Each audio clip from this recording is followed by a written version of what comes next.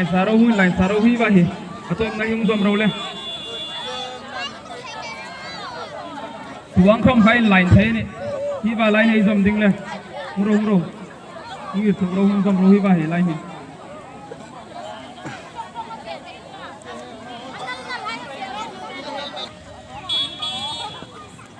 oh khano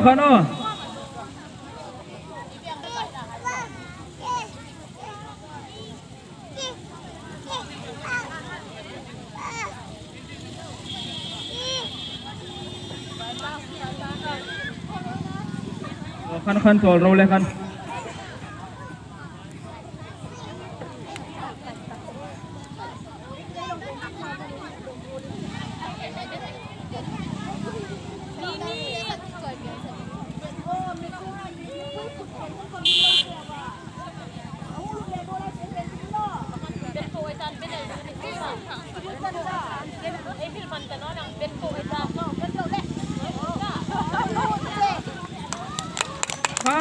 step lai mi pui mai ka mong charo tengin de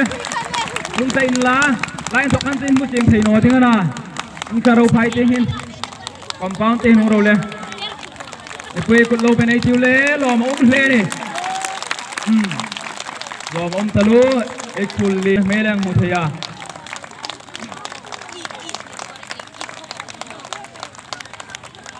hello lom lu che we welcome you warmly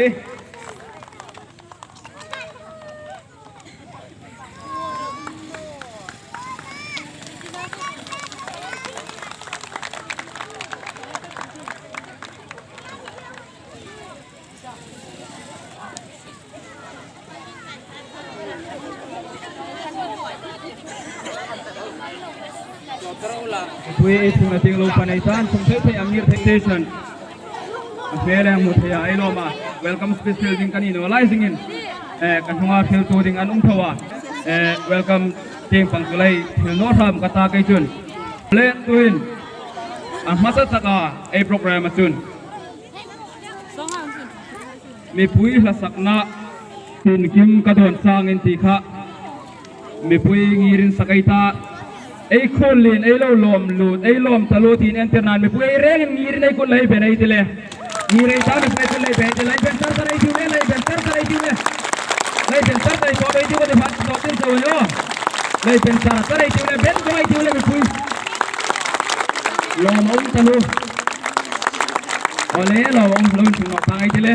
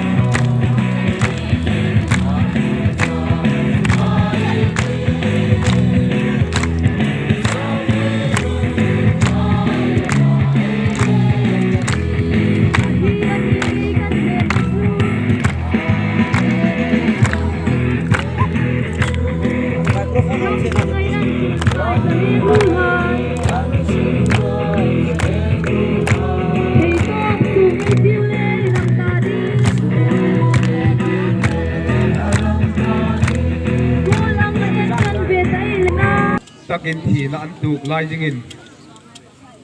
kek dei hi kan lo me be mane ole tu hin next item of fengai ta special number nuhak Marilyn Khozol tu pek dingin ehang ko ngai la ne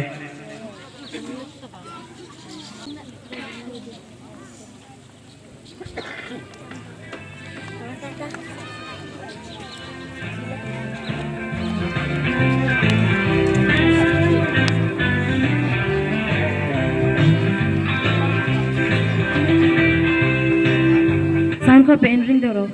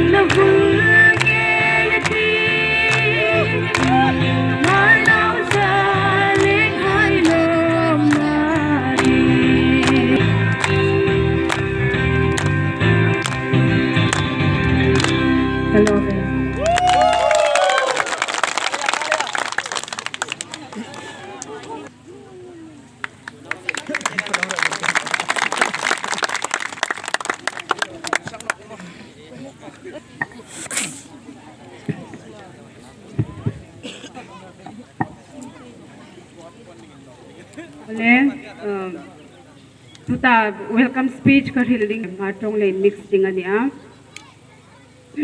Honorable Chief Guest Sri Kaikose Simte, OC Officer in charge of Jaipur Police Station, and other dignitaries, large audience who is present here today, and without whose presence, today's occasion would have never been successful as it is now. I extend a hearty welcome to all of you to this third HYA Day celebration in M. Dipuchara. Le hun tha le hun lom tak pek in ka uma in za tak tak hai khotlang thoi tu ko ran thoi tu le no le pa hai masatak in reng in HYA Day avoid thum na chibai ka buk cheu HYA damjing sin la ma te nga fe pe na dinga lelpan nam ta dinga ro lu thatak le mang ro thataka mang dingin di sakna kan hlanani. Today we feel very honored and privileged to have a very special invitees, our respected chief guest Sri Kaikose Simte, officer in charge of Jaipur Police Station, who have come all the way from Jaipur in order to felicitate this program in spite of their busy schedule. Thank you very much, sir, for making your valuable time here with us. Today is a very auspicious day. Today, we all are gathered here to celebrate the proud day for the MARS, the MAR Youth Association. Valuable knowledge about the MAR Youth Association. The MAR Youth Association was founded in the year 19, and today we celebrate the 36th founding day. But for M. Dipu celebrating it for the third time, this is the third HYA celebration, Molong Dipuchara. And the motto of the MAR Youth Association is goodwill. From Ngaina, we say that disciplined behavior and selfless service. The MAR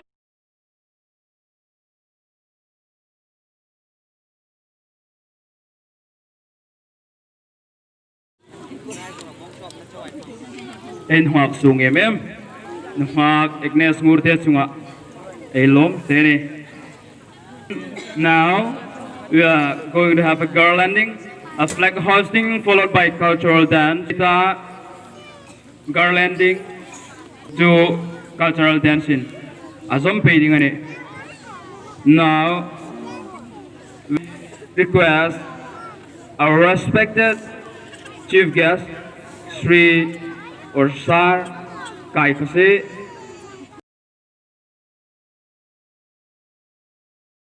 okay, partner in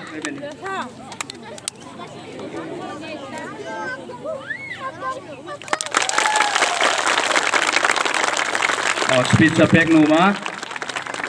ama hun ipeng halasin la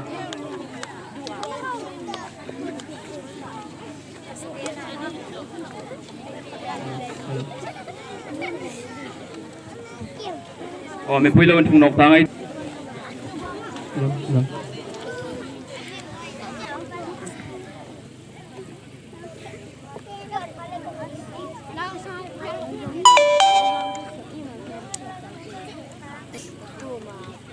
Nerlin kesana.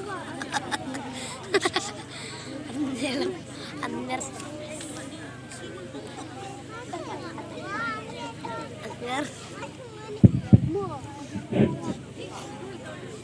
amas sa takin kuntra an mi petu ipapatin ko ma lom tu ipek ni rose tun ya HYA 36 le ilai kusung ta dinga pathum na chan imhang na hin in rengin HYA member po le ilai kusung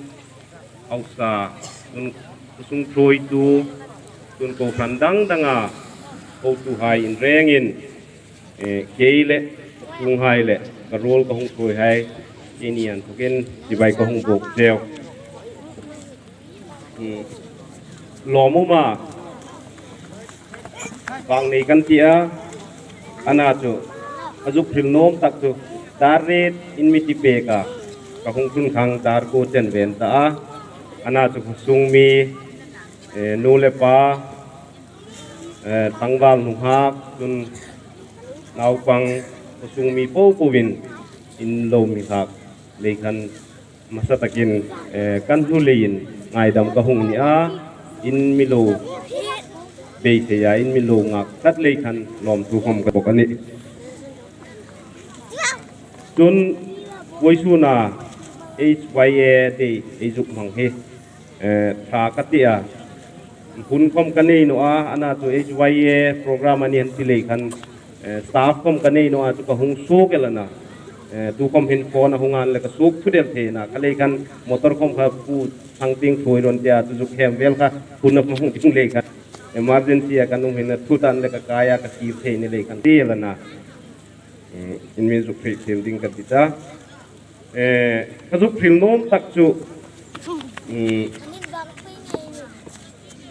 tulai tuta presently tuta ka youth hai thangthar hain itia imo purna he kazukena alin taluta we have a very important role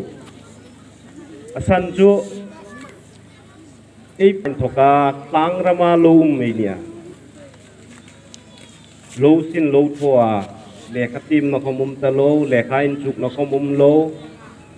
nangni HYN objective ba injuk sim kha flom ngai na tha flom ngai na nei takhan in mangai takle in lumin sit takhan ei pui pa hai khat tang ramin an lo ma lo an lo ko a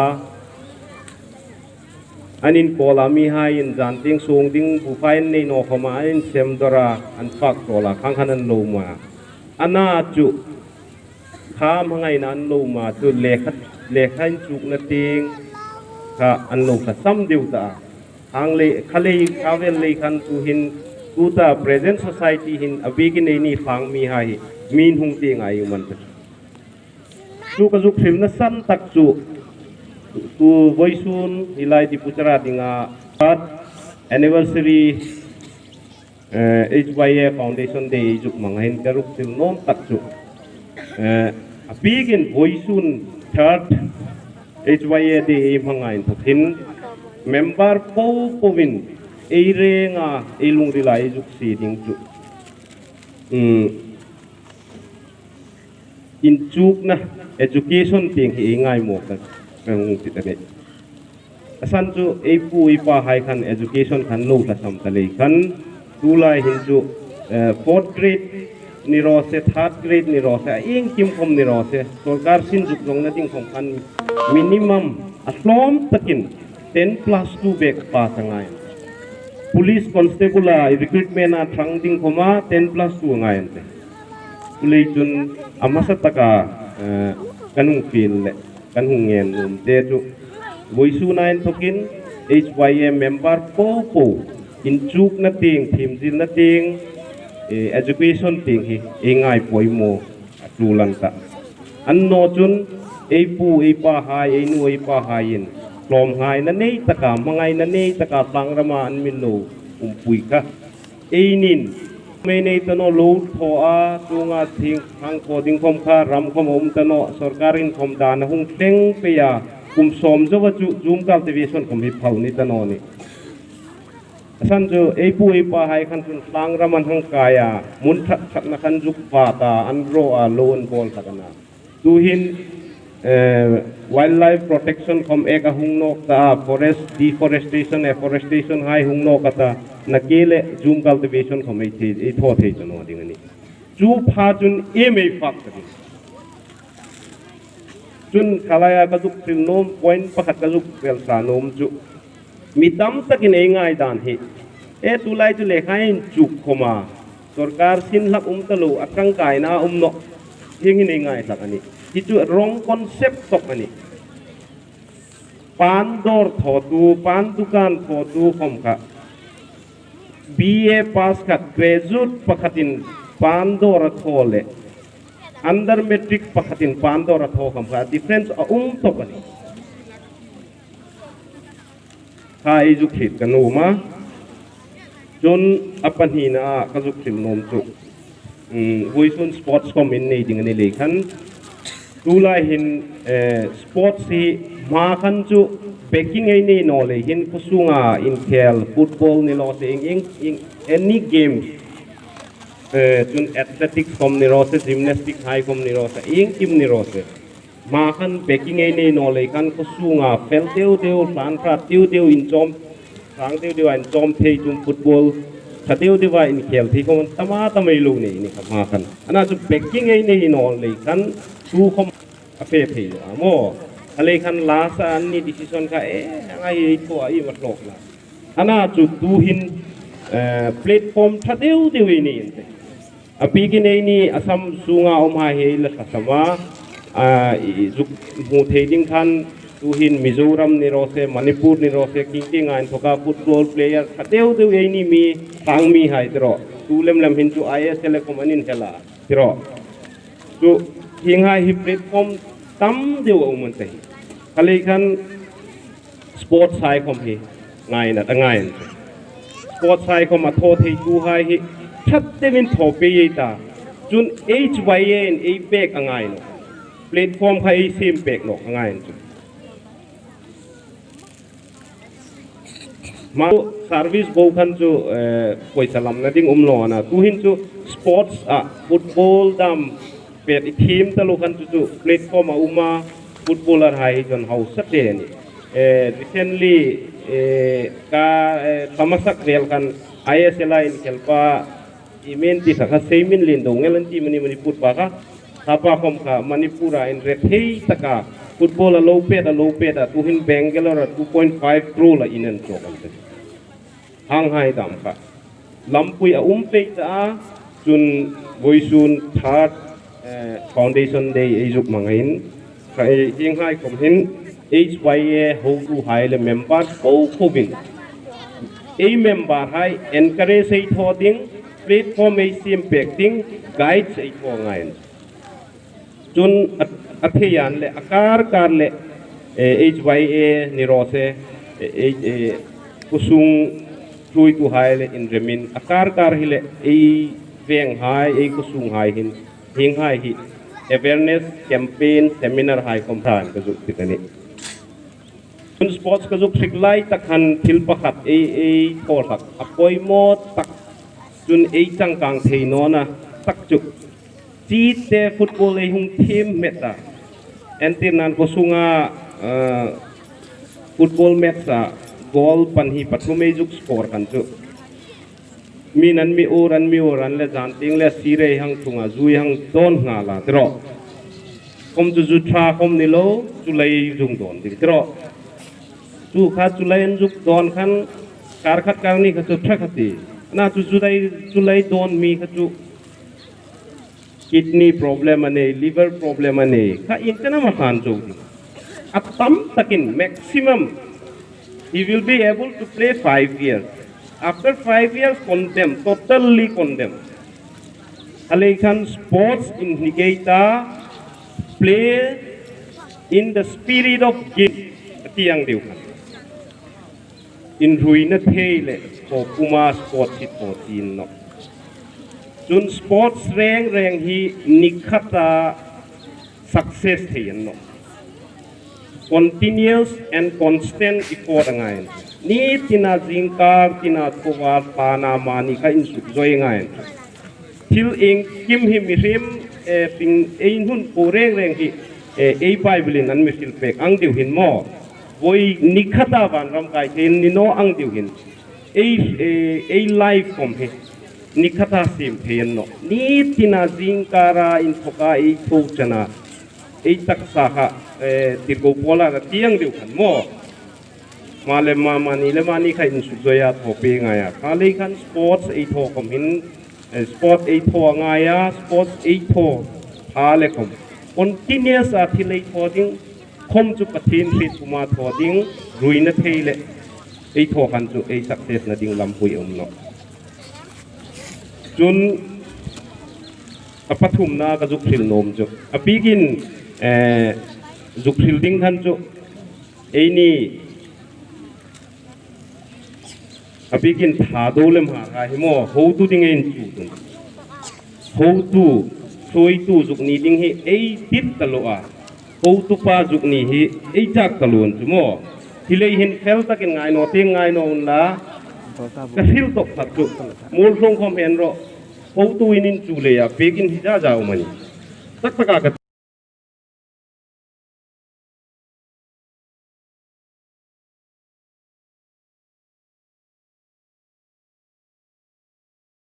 เองขัดไผ่โซลกาแฟเข้ามากระฟิลไผ่ดีนะกาแฟเข้ามากระฟิลอาสันจุกระฟิลโซลันจนมีไงที่มุลลา police กันน่ะสิได้สุกันฟิลสักน้ำมูลทรงคอมฮีปีกินขัดโจนิกาอุนละอากูสันจุตู้คอมกูสันฟิลขัดติโนปีกินขัดนิอุนละกุสุงโกโกจุกินเรมุนละ four story ปีกินอินทิมเพนสุดที่อโมยดิ้งดันค่ะข้าปีกินอาจุกลุดดิ้งค่ะเยรูซาเล็มอาลุกอันเดียวนี่นนี่เมย์กระจุกง่ายตัวสุดที่โมTuhin asan in nanuma hi komi incomplete iwa komi incomplete iwa komi incomplete ro chu atu khom ka suk sel na ni lovin ka sei sel na ni lovin akri petrol kan nei no atong tong chu kalum le khan ka tho ka ti no at least 5% bes ku bidai mu khati ro hang le khan havel le khan education hi that devin thongai ta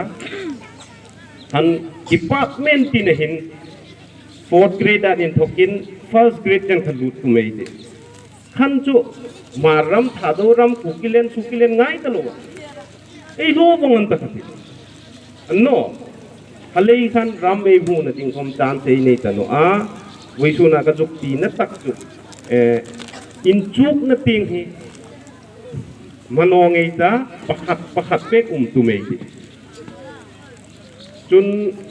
Kazuk. Silsal dewa mengai ti mulla makan ju सरकार सिल जोंग ना जिंग कंपन पैसा उसा ngaया tulai hitu totally merit ni tuta kathok na he interview kan pek lai khan ka role lai khan an mi pek kan tu sub inspector alu na jing khan tu lak ngai exam ngai non ti ana to ma teng khat kom seng lo ben kan hu to kon ni ka team jar ka tin no na to merit khan ka lo khing le kan an mi pe thi tan on ka mark score hai le interview ka pace ka thilmu hai kan ani pe the tan wan ni ki halei khan in chuk na ting it khat vin in chuk ei ta ei tho pe phot chun ei ma ting pathin in mi pe ngan tinga atop na taka pathin bituina voisuna ko khan thoi tu hai ko sung thoi tu hai chun HYA thoi tu hai member le ko sung mi po voisuna in thoka thil Bible le juk mangding kadit ju Colossians chapter 3:17 le 1 Corinthians 10:31 akan azeka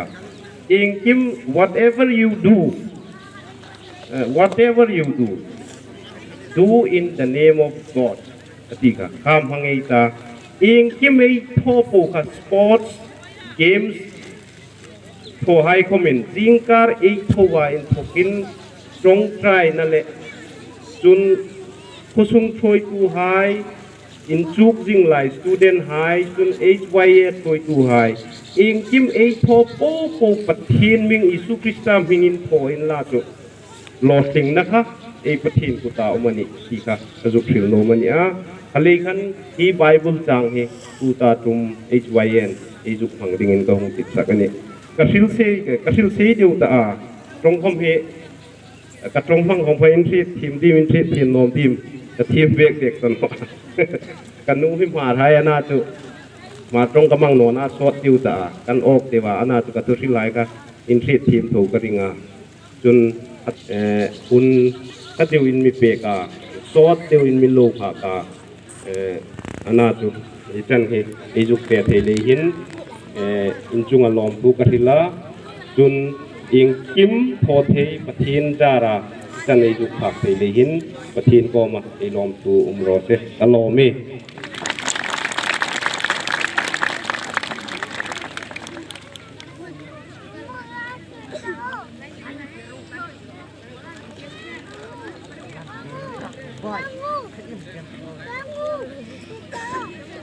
ไอ้คุณค่ะไอ้เป็นริงลักหน่อยกันทีตา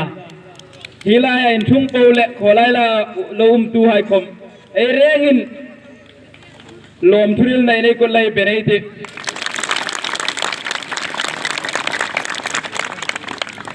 ลมตัวเห็นHYA cultural dance ในสูงเห็นไอ้จีบแกสเลยสูงให้asot no dengan na lungin siat takin hing lai hemel hung ngir bek lai hung phak no ding lai tokan jo jere do ding an ngir khanal mo ngir roi se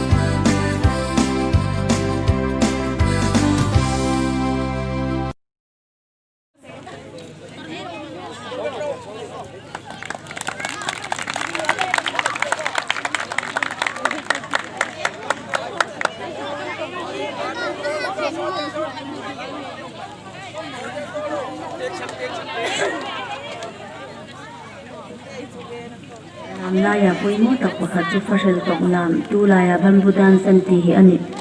nungak le tlang wala lam hai chu anal thei pa to penanin cheya numei chu nan lu chu puna khimin pa te moi tak takin an chei hlakani tin laya ap le pu hai kha khapum hu bin umni kha minan chong chen hlaka in chong pa in tu patu hai chun an chong pa su don khai su malamin hun him takan lo mang de hlaka nungak tlang wal hai lun khu pha man ka sakri le an lam ri chural khata in thikinan sukri pha ve zinga an ni laya in ri him phurung ngai na se talo hai chunan khai sum na kola fashel chula in nungak le tlang wal hai lam ru chun fashel hai chuan lo tet pu ka chunga fashel an tet phai in lamin le puminan kana chutaka in thok chun fashel tok lam hi hu so kani an ti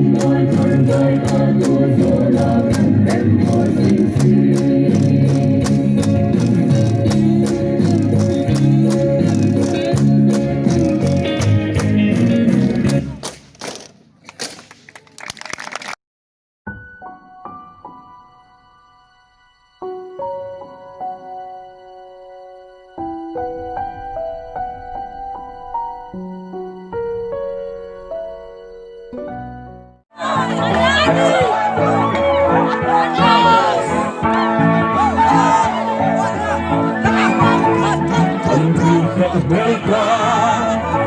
subscribe cho kênh Ghiền Mì Gõ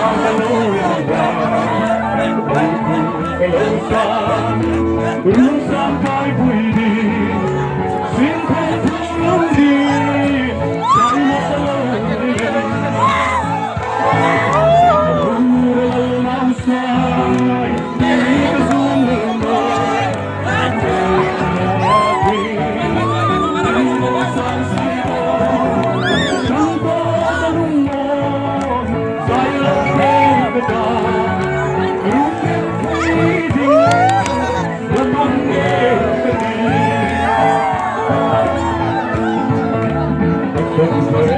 lỡ